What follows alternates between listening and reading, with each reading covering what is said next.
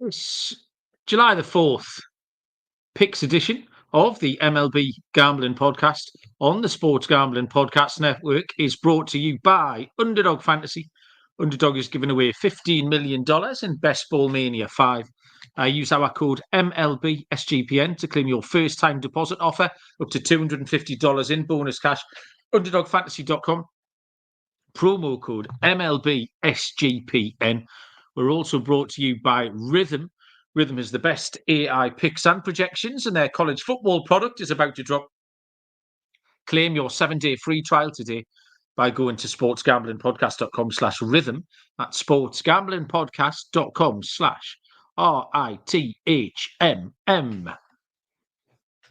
Welcome, everybody, to the MLB Gambling Podcast on the Sports Gambling Podcast Network. My name is Malcolm Bamford, coming to you from Newcastle upon Tyne in the northeast of England. Today is Tuesday, the 23rd of July. We are here to handicap what we can of a full card of action for Wednesday, July the 24th. Joining us back from his little trip to Florida is Mr. Scott Reichel. Scott, how you doing? Did you have a fun time? Yeah, it was a good time. I saw some family. I was actually supposed to be potentially back for the show yesterday, but unfortunately I was stuck on the runway for an hour. Oh So I was dear. just sitting on the plane doing nothing for an hour. I took a nap. I woke up. We didn't take off yet. So that's how that went. But it is what it is. I can't complain. Ended up getting back right around like 5:30 or so. But yeah, anytime you get delayed by a couple hours at the airport, it's never that fun. No, you're absolutely right. What was the best thing you saw on your trip? Probably my aunt who I hadn't seen in like a couple years, but that's a cop-out answer. Best thing that I saw, I'd say a brand new margarita made especially for me by the bartender. Oh, So beautiful. that's my And I go-to. was going to I was feeling margaritas that trip, so that's how I just went for my drink of choice. I was going to follow up with what was the best thing you ate or drank, but the margarita might tick that box as well. Mhm. Fair enough. I did the little VSIN show earlier on. First time I think I've done VSIN with Ryan and Sean. They covered the Olympic soccer. So for some reason they were doing that at 4:30 in the morning in Vegas time. I don't know how many people were tuning into Olympic soccer talk at 4:30 a.m. But that was nice. That was lunchtime for me, so it was um, a nice time difference. Um, Last night, or the Monday night games, myself and Londy both hit our dingers in the same game. And with two of the craziest names, you would not have, in a million years, have guessed, Scott, that we went with Connor Wong and Jamie Westbrook were the two names that me and Longy threw out on Sunday night. And sure enough, they both hit. The Boston Red Sox got beat, but they both went yard for the Red Sox last night. So good times there. I think it's funny, Um, by the way, both of you hit Red Sox home run guys because on the Friday show for Saturday, I hit Tyler O'Neill. So yes, we just kept hitting Red Sox guys the entire weekend. Red Sox are the hot hand.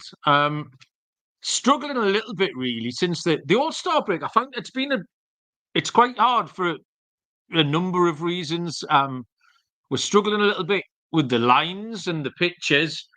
We've got a lot of pitchers who've been either sent down or injured. We've got a lot of pitchers coming back. There's at least one relatively big name that we're going to talk about in a while coming back. Um, I feel like I'm going like 6-7 or 7-8 every night. So that there was 13 games on Monday night. I think I went 6-7. There was 15 on the Sunday. I went 7-8. So I'm one game below 500 the whole time. And obviously with a little bit of juice, and that's going to cost you. So I don't feel like I've hit my rhythm since we got back from the All Star break. But now, Scott, you can change my juju, and we can get some winners. Randy, TVD, Big J, Gio are in the chat here. Right, the awkward thing about this card, and this has been the worst time of the season, 100%, for lines for having lines available at the time we send the show out. And what we've got here is we've got a lot of day sport tomorrow, and the 1, 2, the first 4 games on the card. In fact, 5 of the first 6 are all off the board, and then we've got a few lines that we can get into later on.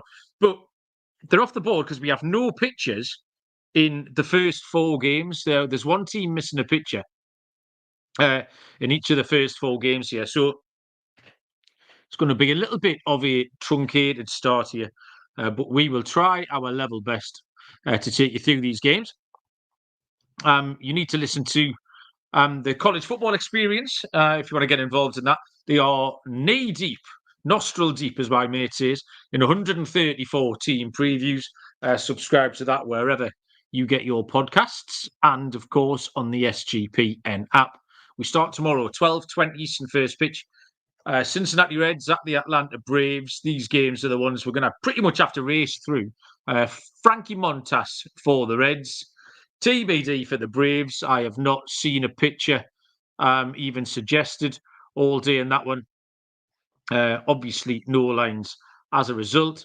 I can tell you a little bit about Frankie Montas, and that Frankie Montas has burned me the last couple of starts because he was pitching okay, and I tried to follow that trend a couple of times, and it's cost me. He's given up 12 earned in his last 2 starts, both defeats to Washington, Colorado. Not as good on the road, 5.20 ERA. And Cincinnati aren't very good against the decent teams, actually. They struggle when they come up against the premium opposition. They are 25 and 38 against teams with a record of over 500. So I won't be wanting anything much to do with Cincinnati tomorrow, but that's about all I've got so far on this one, Scott. Yeah, I feel like I'm going to lean to Atlanta. I'm not the biggest fan of Montas. It's pretty difficult not knowing what the lines are going to be. Atlanta should be a favorite, just guessing on the reputation and the Reds' record this season. He's not been good on the road, though. 5.2 ERA. Has given up 12 runs in his last 2 starts combined. Not exactly in great form. Don't have numbers on it, but I think Atlanta does well in this one. I'll lean to the Braves. Yeah, still no. I'm just double checking before we move on. A couple of extra pictures. Joe Ross has just turned up, actually, so we've got one more name in the hutch. But yeah, still nothing listed there for Atlanta. Next game is going to be the same story, which is a 12:35 Eastern first pitch. Neither team have confirmed a pitcher for this one. The St. Louis Cardinals at the Pittsburgh Pirates. I've got nothing at all for the Cards.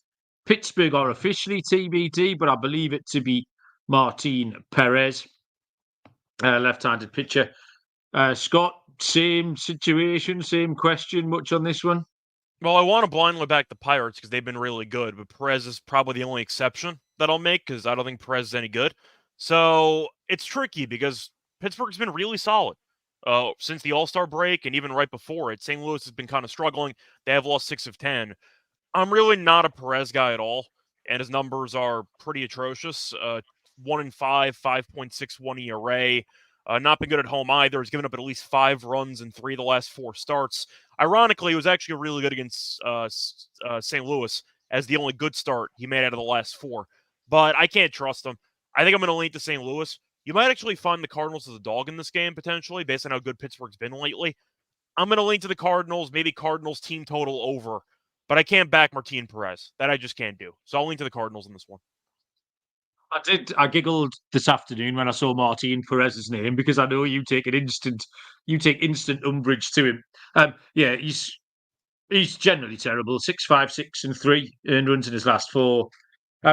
Pittsburgh get wins behind Keller and behind Skeens, and that's about it really. But St. Louis are only hitting 224 against lefties, so it was pretty much a bit of a general mess there. Harking back to Atlanta briefly, the boys are mentioning that Austin Riley has gone to paternity, and Ozzy Albies is out for 8 weeks now. And I had this jotted down actually. It's Nacho Alvarez, great name, and quite a highly thought of prospect who came in last night. Looked solid enough, so it'll be interesting to see what Alvarez can provide for Atlanta. We have got another couple of rookies that we can mention as we get to the games in a little while too. Well, what is paternity leave though? That's like 1 day, so Riley should be back in the lineup for this game for the game tomorrow. If I had to guess. Yeah, I think So yeah, it'll occasionally impact him 2 or tonight, 3 probably maybe. not tomorrow night, but who knows? 1:10 Eastern first pitch, the Philadelphia Phillies at the Minnesota Twins. Aaron Nola for the Phillies. TBD for the Twins. No lines. I was kind of leaning towards fading Philly just about all series here. Minnesota have been decent, plus money prices. And Aaron Nola's been quite average lately. 3 earned runs in his last in 2 of his last 3, 4 in the other one. In his last 4 games, they've won 2 and lost 2. And his June and July ERA is averaging round about 4.3. So Nola's not been going very well here. So depending on who's throwing for Minnesota, I'd make the Twins live.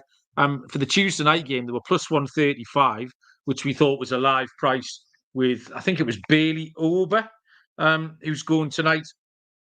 And yeah, I would maybe lean the Twins again unless they're throwing out someone that we really don't like. Yeah, I don't mind that. I'm tempted by the first 5 over. You mentioned that Nola's not been great lately. I do think he should be in line to go 5 or 6, 3, 4 earned runs. That kind of seems to be what he's been doing lately.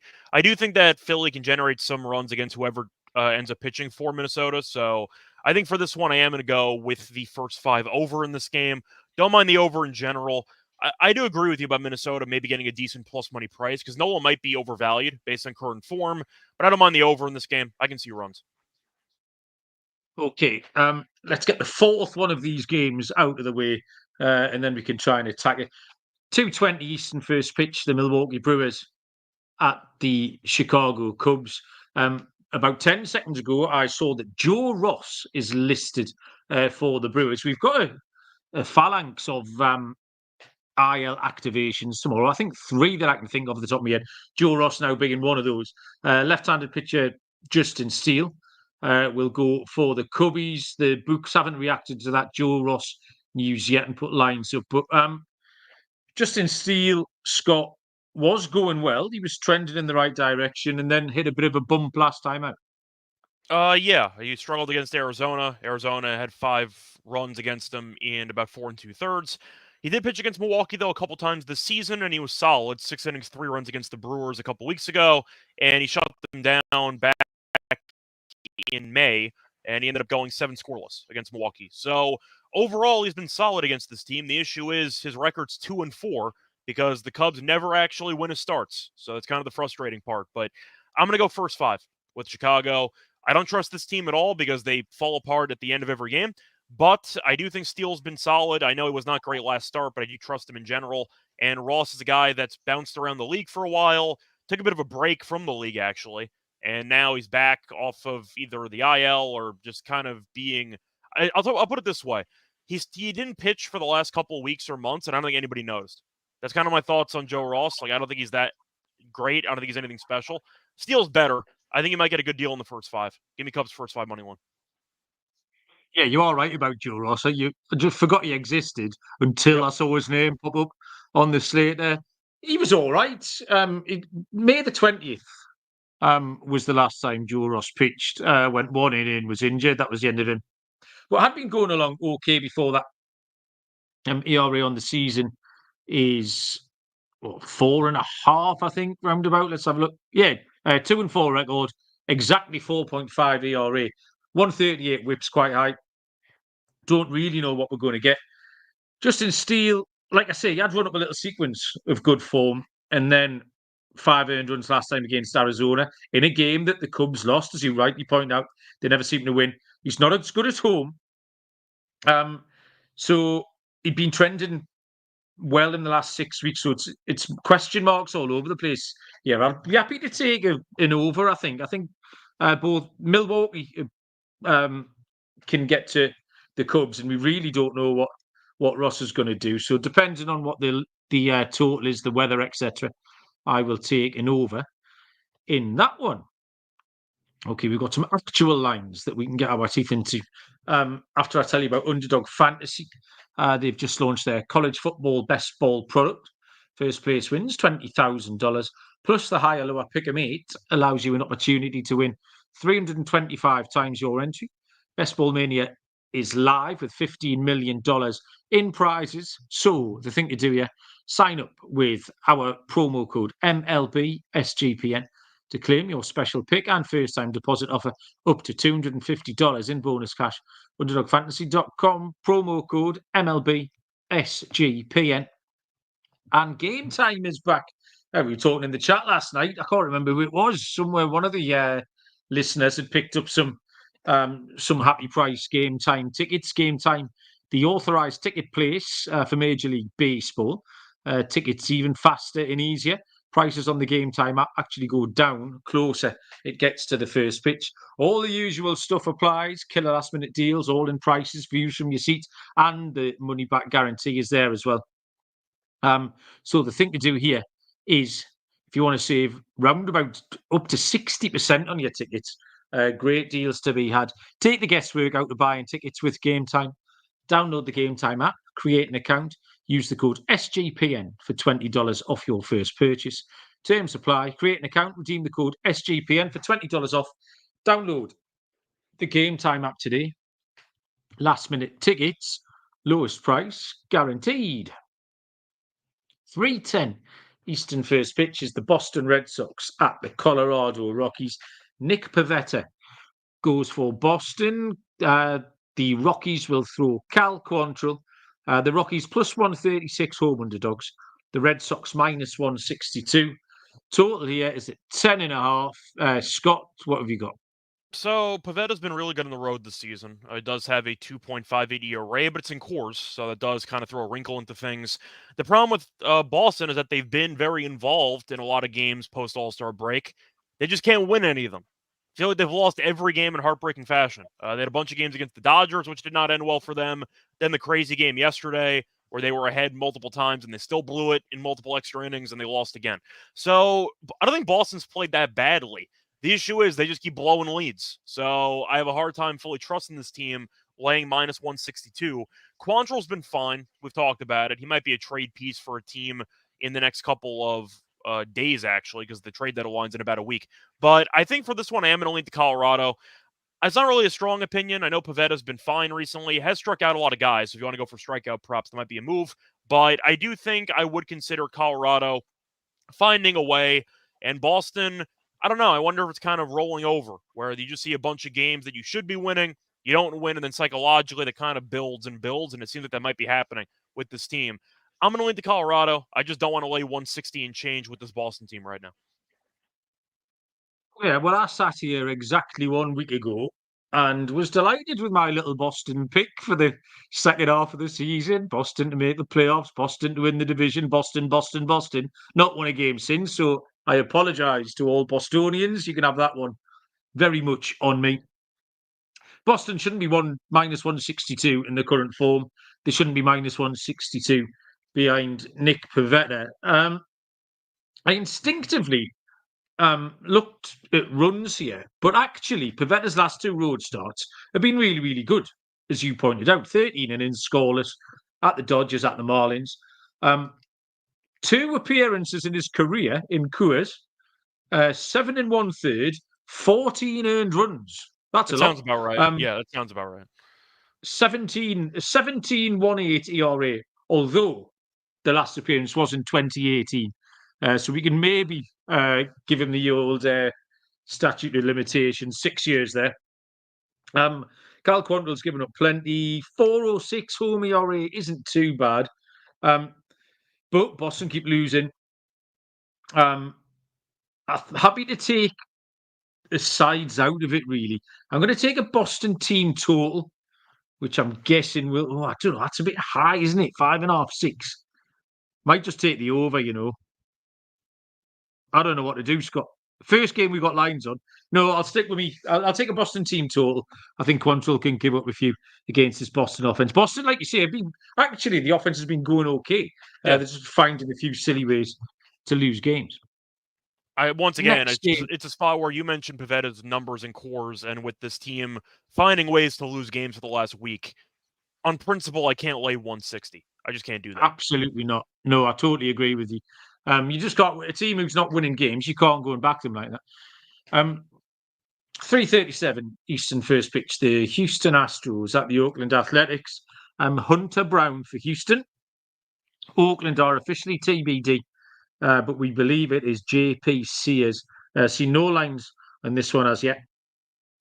Hunter Brown, he's got one blip spoiling his resurgence, but he's been going well. 116 June ERA, 338 in July, even with that dodgy start thrown in. And a 7-1 record over that span as well. So Hunter Brown's been fighting back when everyone was kind of scratching their heads, wondering what was wrong with him in the early part of the year. Career against the Athletics, he is 2-0 with a 188 ERA. So that plays. But Sears has been in very good form as well. 2-1, 0, and 3 earned runs in his last 4 starts. I trust both starting pitchers in this spot. I think we could get a little low-key duel early on, and I would take a first 5 under, Scott. Yeah, then the only thing that's kind of stopped me from doing the same is how good Oakland's offense has randomly been for the last week. To read off their actual numbers of runs scored, they scored 4 against Houston last game. Okay. Scored 5 against the Angels, 8 against the Angels, 13 against the Angels, 18 against Philly, 5 against Philly, 6 against Philly. So they've randomly been really good offensively for the last week or so. And I do think that Hunter Brown, of course, has been in great form. Kind of crazy how well he basically fixed the season, because he was terrible for the first couple months, and then he randomly became great. But I do think Oakland has been kind of dangerous recently for whatever reason. A part of me kind of likes Oakland here. I feel like looking at what the price might be, I don't know what it's going to be, but I'm assuming Houston's going to be a massive favorite because Oakland is still an underwhelming team record-wise. Decent at home. Houston, though, is now fighting for first place with Seattle. Feels like they're kind of alternating first place every day now. It depends on what the price is going to be, but if the price is going to be north of like 150, 160, I really don't want to lay it with Houston. I think I'm going to lean it with Oakland at plus money. I actually don't mind if they've played for the last couple of games. Yeah, okay, fair enough. Got no arguments for that. Trev pointing out that Lawrence Butler has been Flames. 3:40 Eastern first pitch. The LA Angels at the Seattle Mariners.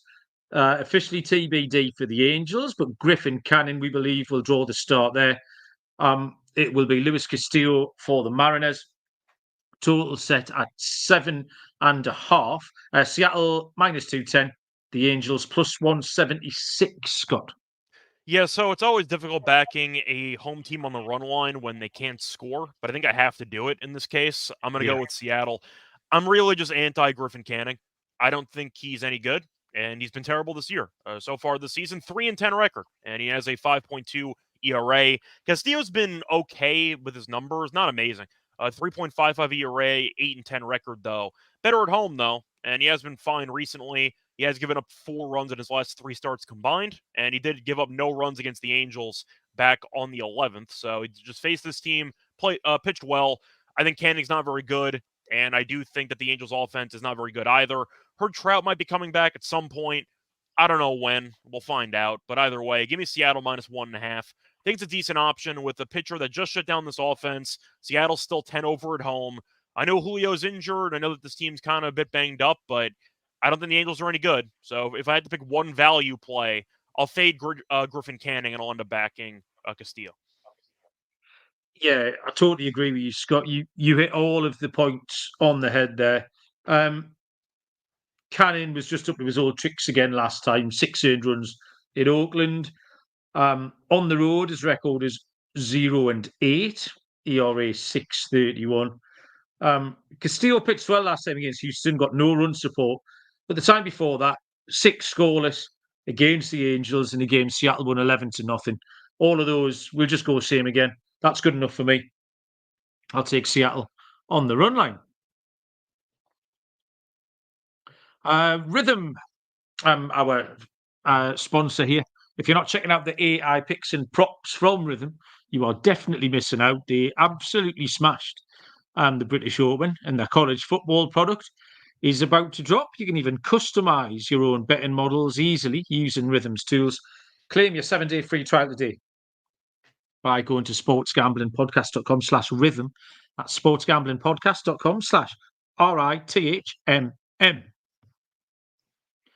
Next up, 6:40 Eastern first pitch between the Detroit Tigers and the Cleveland Guardians. Jack Flaherty is going for the Tigers, and Tanner Bibee will go for Cleveland. The Tigers are a dog here, plus 118. The Guardians minus 138, and the total is sitting at 7.5. You gave me these prices, Scott, just 5 minutes or so before we started this show, and I was a little bit surprised about them because Jack Flaherty's been in great form. Detroit are 6-1 in his last 7 starts. He's been excellent on the road. His ERA since the end of May is below 2.5. Detroit in good form as well. Tanner Bibee's okay. Pitched 7 innings against Detroit on the 10th of July, gave up 4 earned runs in a game that the Tigers did win 5-4. Still walks too many batters as well. And just the form of the two teams, Cleveland lost 3 in a row. Detroit are 7-3 in the last 10. So a form team with one of their 2 stud pitchers. I like the Tigers as a dog here, Scott. Yeah, me too. Detroit's been very solid. They were a team that's actually not impacted by the break at all. They were very good before the break. They're good after the break. They've been in good form. Cleveland is the same way, and not in a good way. This team can't hit. And if you've been blindly taking unders with Cleveland for the last couple weeks, you've had a great time. Just to read off the actual scores recently, the last game did have 10. They lost the game 8-2. But if you want to go for like team totals for Cleveland unders, it's been solid too. But 10 runs, 3 runs, 7 runs, 7 runs, 2 runs, 6 runs, 2 runs. So a lot of their games recently have gone under. This team can't hit. They've scored a total of 3 runs in their last 3 games combined. They have scored less than 3 runs in 4 of their last 5. I had the first 5 under in the game King pitched against them on Sunday. I think he had a no-hitter through 6 innings, so he shut them down completely. This team can't hit. So I'll fade Cleveland, and Flaherty shut this team down a couple weeks ago, actually. In a game I faded Flaherty in. It was his first game off the long layoff with the back injections, and he was great. So Flaherty passed the test there. He's been solid, and I think Bibee's okay too, so I don't mind the under, but I definitely prefer Detroit. Detroit's been very good. Cleveland being favored, once again, I think is shocking, and I get the argument is their home record overall this season's very good, but that's kind of the issue you run into when you're looking at the larger sample size, because they try to account for too much of things that happened back in like April and May. Cleveland has objectively been bad, and I think Detroit's been in good form. So give me the Tigers. I don't mind a Guardians team total under in this game. I don't think they're going to score much. So give me the Tigers to win a rock fight 3-2. Scott's giving out correct scores now. Confident. Love it, Scott. 6:40 Eastern first pitch. The Baltimore Orioles and the Miami Marlins. We have another IL returnee here in Bruce Zimmerman is the answer for the Baltimore Orioles. I forgot that guy existed too. Sorry? I forgot that guy existed too. I haven't heard that name in a long time. Yeah, he's been on a road trip with Joe Ross. Him and Joe Ross have been out on a camper van touring the place, but they're back now and they're both going to have a throw tomorrow. Edward Cabrera will go for Miami. So yeah, Baltimore are officially TBD until Zimmerman is activated. So this game is off the board. Yeah, absolute blast from the past. Zimmerman, he pitched 13 1/3 in 2023. He has pitched 158 innings in the last 4 seasons. So, yeah, kind of ravaged by injury. He did actually start Baltimore's home opener in 2020. So there was a time when Zimmerman was kind of potentially a thing. I mean, that wasn't the days. I think Baltimore was still dog shit back then, weren't they? No, they just were tanking.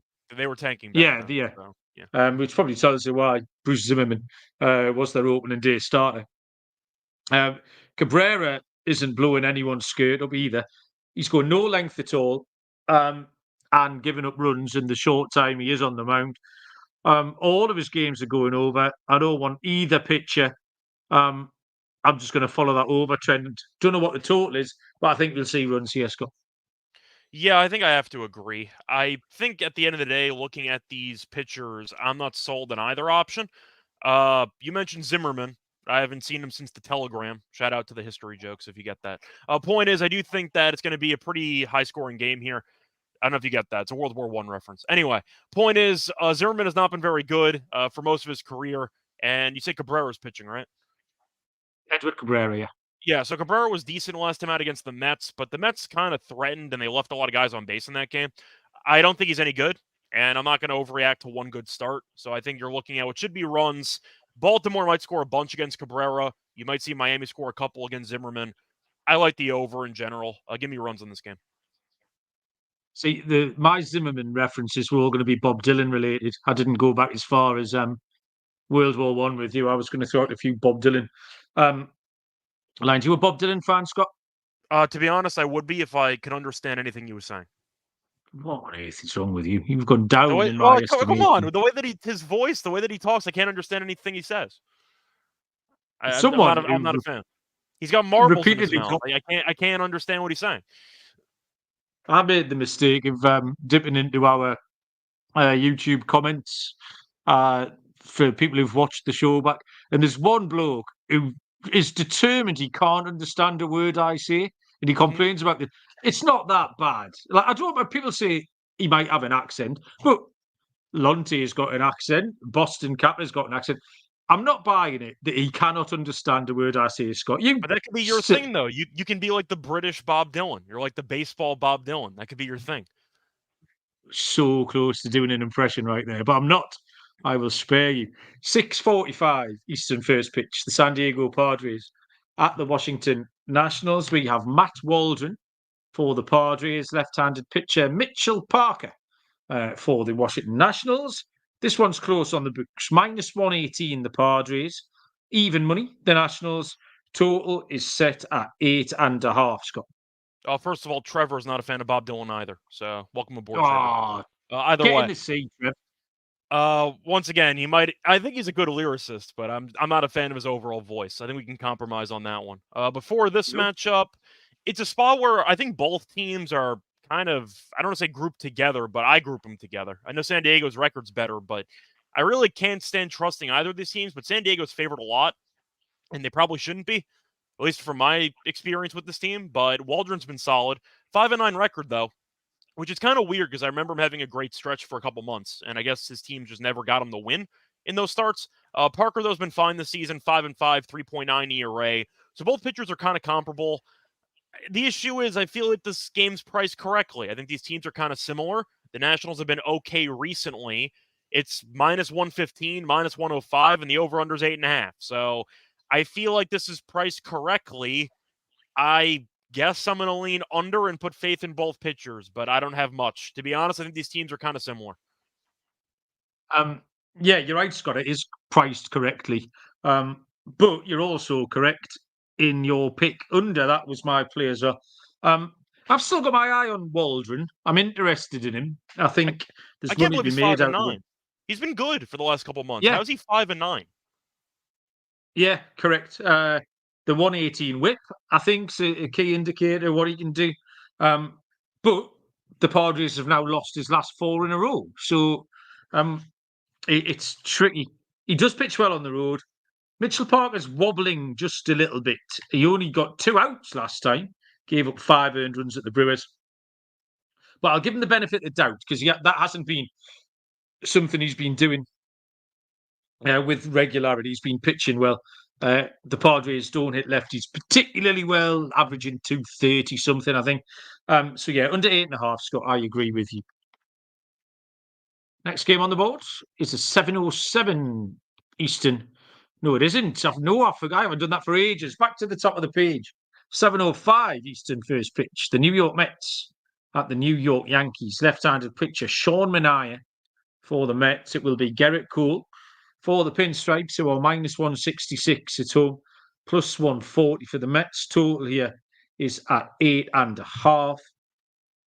Sean Manaea gave up 5 earned runs in a loss at Miami last time. And this is quite a difficult spot to go from there into Yankee Stadium for him. He has pitched well, actually, there in his career. 2-3, 3.89 ERA is not too bad. But Gerrit Cole is putting together quite a sequence now. 4 wins in a row. Total of those wins, the aggregate has been 32-7. The Yankees have got him over the line by in those 4 wins. Loads of strikeouts. the Yankees bats woke up on Monday afternoon when they spanked the Rays. I'm going to take the Yankees run line here and follow those trends, Scott. See, the only problem is Cole got killed by this Mets team about a month ago, so I gotta assume he bounces back. Manaea doesn't really scare me at all. I think that he's a finesse lefty pitcher who has been getting by recently, but we saw Miami kind of torch him in that last start that he made. I actually like the over in this game. Even though Cole's 3-1, his ERA is still 4.6. Like, I don't think he's been lights out by any means. He has been better lately, I will admit that. But so far this season, there's been 2 games between these teams. Both games had at least 14 runs. Cole has been solid lately. 6 innings, 1 run against Baltimore. 6 innings, 1 run against Tampa. I do think that the Mets can generate some chances against him. And I do think that the bullpen for the Yankees has still been a question mark. So if the Mets can force Cole's pitch count to get up there pretty quickly and they can score a couple off the bullpen, I think the Yankees can score some runs against Manaea. So I don't mind the over in this game. I see some runs. Okay. Runs in the Subway Series there for Scott. Next game on the board, 7:07 Eastern first pitch. Tampa Bay Rays at the Toronto Blue Jays. Zach Eflin for Tampa Bay. Yariel Rodriguez will go for the Blue Jays. Close on the books. This is the exact same lines as the Padres Nationals. -118 the Rays, even money the Blue Jays. Total of 8.5, Scott. Yeah, so these are another 2 teams that I kind of grouped together because they're both not very good, except Tampa's better. They are 500 because Tampa finds a way to be 500. Toronto, those 9 under, they've not been good lately. Face off against Detroit recently, did lose 2 out of 3 at home. The Rays were fine, split the 4-game set against the Yankees, so they looked pretty good. Yandy Diaz, though, is still nowhere to be found, so the offense has been a little bit, I don't want to say smoke and mirrors, but I don't know what they have. They have Siri taking 9 years to round the bases off home runs, and that's basically it. What else do they have on that in that lineup? Like, you're trying to go down the line. They're using Mead now as like their 3 or their 4 hitter. Rosarena has been good lately, but they don't really have anything at the bottom of the lineup, and they don't have anything at the top of the lineup anymore. So I'm not really sold on Tampa, but damn, Toronto's not very good. It's really just a tough spot where both pitchers have been fine. I kind of group them together. I guess I'm leaning under in this matchup. I think that Eflin can do enough to keep this team in check, but I also think Rodriguez can do enough to keep the Rays in check. But without Diaz in the lineup and without really anybody of note at the bottom of the lineup for the Rays, I'm not sure they can score consistently. So I just see a lower scoring game. I'm going to lean to the under. Yeah, the reason the Rosarena's been good is because we're playing the Yankees, and Yeah. the Rosarena likes playing the He's Yankees. always good against the Yankees. Yeah. Yeah. Eflin's on a nice pattern, actually, for a gambler. He's a good start, bad start, and he is due a good start. Has struggled on the road, 5.52 ERA, 2-5 record there on the road. Rodriguez, I think the key for me here is that Rodriguez has pitched well since he came back. I've had some time away. 16 2/3 innings, only given up 3 earned runs. This is a really ugly game. I didn't like this one at all. I don't think the Rays are very good. We know that the Blue Jays aren't very good. I think Rodriguez could be the difference here. I trust him a little bit more than I trust Eflin. I can't back Eflin at -118 or the Rays, really. So I'd take a punt with the Toronto Blue Jays at even money. Next up, we have it is a 8:05 Eastern first pitch between the Chicago White Sox and the Texas Rangers. Chris Flexen for the White Sox. For the Rangers, it will be Nathan Eovaldi, who are $2.50 favourites here, -250. Texas Rangers, the White Sox +205 with a total of 8. Flexen keeps losing. Yep. And the White Sox, yeah, it's quite easy game. This isn't it, Scott? Easy game. And the opposition total is always quite high, 7, 6, 8, and 7 in his last 4. 2-9, 5.22 record. Uvalde got rocked last time against Baltimore, but was in good form before that. You get a consistent 7 innings out of him. So I think he can take care of the White Sox here. It's a good spot for him to get back on the horse. Nathan Eovaldi to record the win. I quite like this pick last night with Paul Skeens, and I'm going to try using it a little bit more when I can. That consistency of length for me. What price, Scott, do you think that bet would be? Because it's not something I bet too often. With Texas at -250, what price will Uvalde be, do you think, to record the win? Something reasonable? It's going to be a minus price, but if I had to guess, I would probably assume like maybe minus 130. I'm making it up, Okay. but I'm assuming it'd be like Yeah. probably somewhere in the not insanely high minuses, but probably somewhere in that range, if I had to guess. Okay, well, I'll take your -130, Scott. I'll have Uvalde to record the win. Yeah, so for this one, the White Sox, by the way, have lost 8 straight. They have been absolutely terrible. However, I have to at least mention the offensive numbers for the White Sox because they are 10-41 on the road, which is hilarious to me. I went on air, I remember, in April, and I said this team was about to lose 120 games. And I think we're on our way because right now they're 27-75. But looking at the actual runs they've scored recently, 3 runs, 1 run, 1 run, 1 run, 4 runs, 2 runs, 1 run, 2 runs, 3 runs. They can't score to save their lives. However, their team totals at 2.5 for the entire game as a road team, 2.5. I have dangerous ideas in my mind. I have dangerous ideas. 2.5. I mean, I might have to consider a team total over on the White Sox. I understand this team sucks. I'm well aware of it. But Uvalde got killed last start, which I know we talked about before. He wasn't good form before that. The Rangers bullpen might have been better recently, but they're still not a great unit by any means.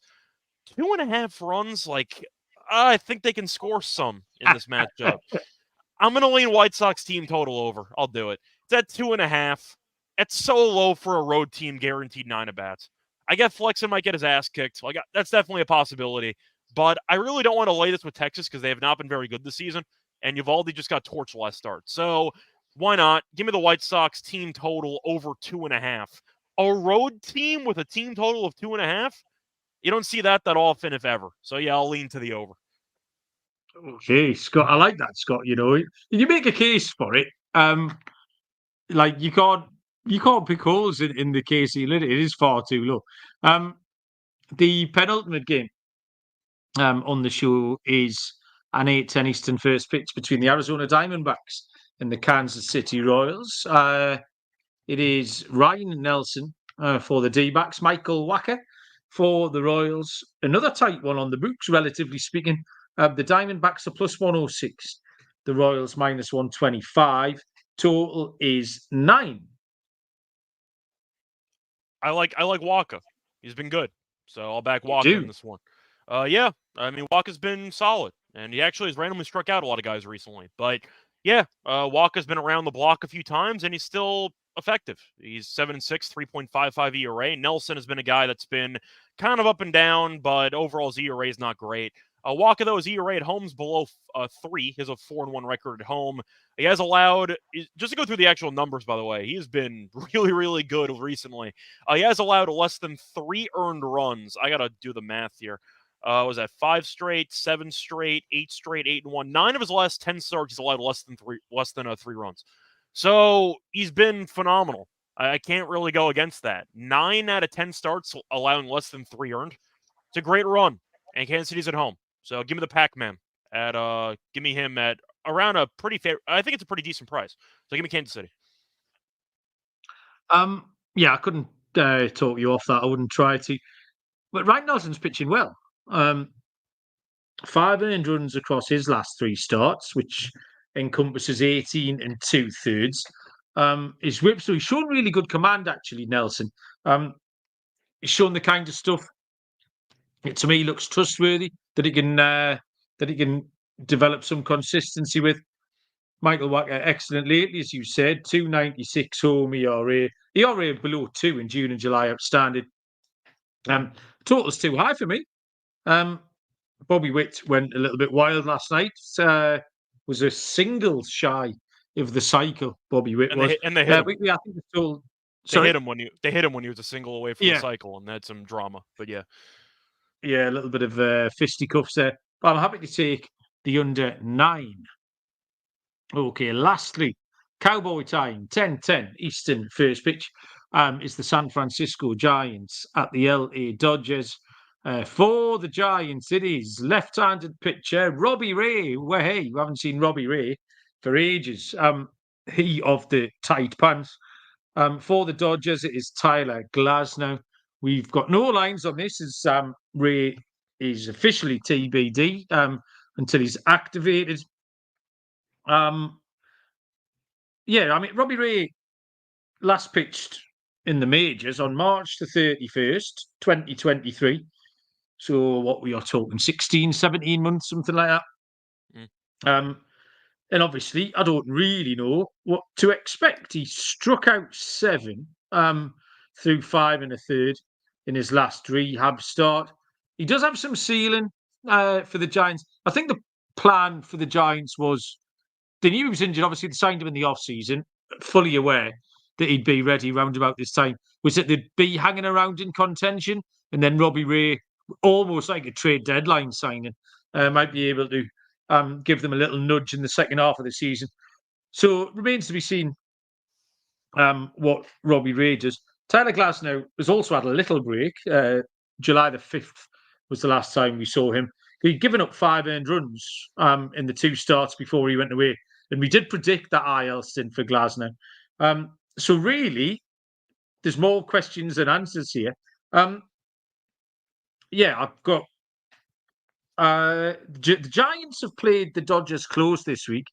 The Dodgers had, with some little talk in the chat earlier, James Paxton was DFA'd. I'm guessing he'll find his way somewhere else soon. And is his name River Ryan? Is that his name? I saw Wow. River too, which is a tremendous poker name. I don't know if he's a good baseball player or not, but that's a good poker name. Yeah, River Ryan is a good name. The Dodgers fourth, the pipeline fourth prospect, pitched really well. So interesting to see how he goes second half. But yeah, I don't know. I don't know what the odds are, so I don't know what to pick here. What I wrote down was I'll take the Giants plus 1.5. But apropos of absolutely nothing without seeing any odds on that. That was just my initial thought earlier on, Scott. Yeah, so since both pitchers are coming off of a layoff, with Glasnow being significantly less, but still he was on the IL, and Ray hasn't pitched in the majors for a while, give me the over in the game. I don't trust either pitcher to pitch well. Glasnow, before he went on the IL, actually faced off against this Giants team, was not very good. I ended up giving up 5 earned in about 3 innings. So the Giants already got to him once this season. I can see runs in this matchup. I'm not sure how long either pitcher is going to go. You might turn it into a bullpen game for the final 4 innings, but total, I'm assuming will be around like 8.5, probably. Yeah. I'll go with the over. I don't trust either pitcher. Fair enough. Like that, Scott. Okay, we did our best to get the 15 games in the books there. Scott, would you like to lead us off with your lock and dog? Sure. So for the lock, I actually have to think if I want to go for a total play here, because there were a couple unders that I was tempted by for the card. I know you mentioned the Arizona under. I don't mind that, but I'm trying to think of what I want to go with here. I already know what my dog is. The dog's easy. The question is, who do I want to go with for the lock? You know what? I think I actually am going to go with an over in this one. Give me the over 10 in the Red Sox and Rockies game. I can see runs in that one. We saw them have a crazy extra inning game on Monday. Pavetta's been good lately, but you mentioned his numbers in cores, and they are insanely bad. Quantrill, we know, has not been good recently, and he kind of gets himself into trouble. There's guys constantly on base when he pitches. The question is, can he actually dance out of trouble? The Red Sox have been hitting well lately. They just can't close games. So I don't mind the over. I think you'll see each team maybe get the 5, which gives you an automatic winner. But give me the 10 as my lock on the over. For the dog, I actually saw in the comment section, somebody said that the Tigers were plus 130. Yeah, give me plus 130 on ESPN bet. I think that's a great deal. I know that there are rumors Flaherty might get traded, but the Tigers have been good recently. I don't see them trading. Point is, though, I am going to go with the Tigers. The Guardians can hit. I like the under in that game, too, but I really did not want to give out my lock and dog in the same game. But the Tigers have been in great form. Cleveland has been brutal offensively. Flaherty shut this team down a couple weeks ago. Good enough for me. Give me the Tigers money line at plus 130. Lonte stole both of my picks last night. I'm far too polite letting other people go first. The Tigers would be my pick, but I'll I, see if I I can saved fetch you. them. I saved you the Royals under if you wanted it as your lock. Yeah, I looked at that. I'm not sure about that either. For it, for my lock, there's two run lines that jump off the page. Either Seattle against the Angels with Griffin Canning, or Texas. They both look a little bit too good to be true. The better price is Seattle marginally, so I'll take Seattle just to repeat what they did to Griffin Canning last time out with a comprehensive win. And as an underdog, let's have a look at. Oh, you haven't left me much here. I've not. No, the Blue Jays, even money, that's no good to anybody. You could go Rockies. You could go with something with no lines. You can infer who's going to be a dog if you want to. I could do, but I don't want Montas or Pep. No, here we go. I will go. No lines, no picture. I'll take the Twins. The Twins will be a dog to beat Aaron Nola and the Phillies tomorrow. Do you agree with that? Is that a fair statement, Scott? Yeah, they should be. Yes. And the Phillies aren't been playing great. Twins are doing okay. And I don't really want Aaron Nola. I think the prices have been mismatched all week. So let's ride with the Twins again. And finally, before we let everybody go, on the back of Connor Wong and what was my fella? You had remember Westbrook. his name. That's him, Jamie Westbrook. On the back of a double dong last night, Scott, who's going to go yard tomorrow? So I actually am thinking about doing somebody on the Red Sox again just for the jokes. The question is, do I want to go with Devers? Red Sox have actually not been that good historically speaking against Quantrill, but a small sample. The question is, I think the price is going to be so cheap on Devers that I don't even know if it's worth it. But I think Devers is definitely a prime candidate for a home run. Randomly, by the way, Jarren Duran is 0 for 10 lifetime against Quantrill. Why? I have no idea, but he's 0 for 10 lifetime. I'm trying to think of who I want to go with. Do I keep the Red Sox streak going for jokes? Or do you think I should actually just pick who I think is going to hit a home run? I'll ask you. I think you should pick the Red Sox. Okay. Well, I'm sure that's not the answer people wanted. But yeah, I think I have to go with Devers. He's been really good against Quantrill. He's been solid in general. And I won't back Devers to hit home runs against lefties because he only has 3 against lefties all year. But he has about 20 against righties. That's good enough for me. So give me Devers in course. Probably might even be below 3-1, to be honest. The price might not be that great, but I think he has a good chance of hitting a home run. Give me Devers. I am probably, and I'm not known for my chalky picks, but I am going to pick probably the chalkiest pick of all the chalky picks. There's a lad on the Yankees called Aaron Judge. Yeah, you heard of him then, Scott. Yeah, big unit. He's quite good at hitting the long ball. He's got good numbers against. He grades out well in actually the Tuesday night game against Jose Quintana. So he might go yard tonight. We'll double him up. What I'm going to do, I'm going to back him tonight, and then I'll back him again tomorrow. We'll kill the double bubble. So yeah, I'll take Aaron Judge, Scott. And that is it, ladies and gentlemen, boys and girls. Scott, anything to tell the people before we go? Any Olympic tennis? Are you covering that? Yep, I'll be covering that as well. Still doing the events during the course of the week. So going to be busy with some episodes before the Olympics, but I will be covering that as well. Yeah, going to keep myself busy with tennis. I believe I'm also going to have an NBA show with Terrell previewing the Olympic men's basketball upcoming, which should be fun. Besides that, yeah, baseball. And yeah, we're just waiting for the Olympics at this point. Did I read that the States have drawn South Sudan in that tournament? Well, they played South Sudan in a tune-up game, and that game was very close. They've been doing some exhibition games for the past week. Yeah, they almost lost. They beat South Sudan by, I think it was 2, and they beat Germany by like 4. So Team USA has not looked that great recently, but they've been winning, so I guess that counts. But I don't know. Fair enough. The Olympic football starts tomorrow. I know the opening ceremony is until Friday, but the first soccer matches are tomorrow, so that'll give me something. They just can't wait. They can't wait. They're just ready to go. Yeah, they're just ready to get some DGen Wednesday afternoon activity. Thanks, Scott. Thanks, everyone in the chat. Dylan will be back tomorrow with, I believe it might be Munaf for a couple of days.